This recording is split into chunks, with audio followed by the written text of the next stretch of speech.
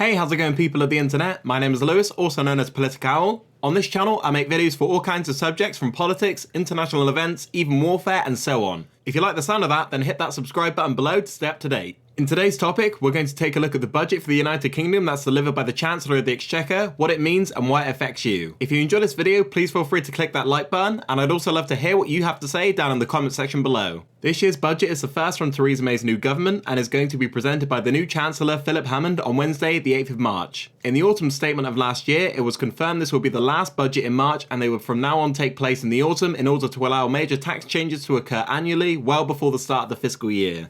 Almost always during the start of a budget day, you will see the Chancellor waving about an odd-looking red box, known as the budget box, outside number 11 Downing Street for a photo shoot to kick the budget day off, part of a weird old tradition of which we have many. In its most basic form, the budget is a speech in which the Chancellor of the Exchequer, the minister responsible for Her Majesty's Treasury and second only to the Prime Minister, sets out how the government will spend the tax collected from you, the public, via income tax and national insurance, as well as through businesses via corporation tax and so on.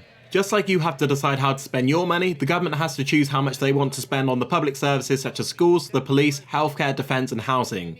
The government works out how much money it has in the bank from taxes, so it can work out how much money to spend on the country. That is often the case, as with other countries, that the UK government also borrows extra money to spend more. It's tradition for the budget to take place in the spring, however the Chancellor can decide to give an update to the country's budget throughout the year if they see fit to. In recent years, since the Tories took power in 2010 through a coalition with the Liberal Democrats and more recently winning the majority in 2015, the main policy of the government and therefore the Chancellor has been to reduce the deficit very controversially with deep cuts to services such as policing, the welfare system, councils and other areas. Prime Minister May and Chancellor Hammond seem to have decided to go ahead and progress with austerity despite some expecting a turnaround in that regard.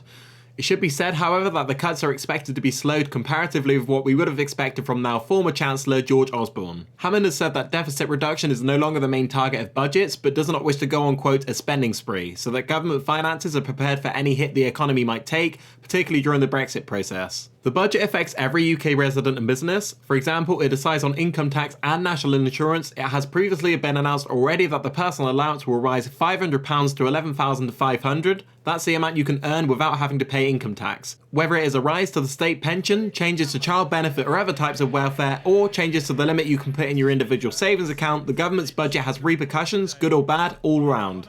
The usual process will consist of the Chancellor making the announcements in Parliament while a dossier with dozens of pages of facts and information about it is released. The budget will then be debated by MPs all day before it goes to a vote. The vote is usually symbolic as it is rare that the government will not have a majority while passing a budget. One can only hope that this budget will be the start of curtailing cuts to public services and increase expenditure where it's needed most, such as the NHS, particularly mental health, policing and also prisons to reduce reoffending rates through better rehabilitation. If you want to watch it, Philip Hammond will deliver his first proper budget on the 8th of March. He'll take to his feet in the House of Commons at around 12:30 PM, straight after Prime Minister's questions, and speak for about an hour, followed by an all-day debate.